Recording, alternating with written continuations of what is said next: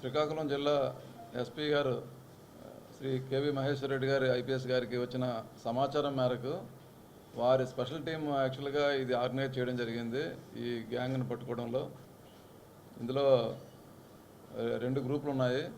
Main ముఖ్యంగా ఇప్పుడు మనకి ఐపీఎల్ క్రికెట్ జరుగుతున్న సందర్భంగా ఈ క్రికెట్ బెట్టింగ్ ఆర్గనైజ్ చేస్తున్న వాళ్ళని టోటల్ 8 మెంబర్స్ని ఐడెంటిఫై చేయడం జరిగింది. అందులో ఒకరు అబ్స్కాండింగ్లో ఉన్నారు. మిగతా 7 మెంబర్స్ కూడా మనం పికప్ చేసాం.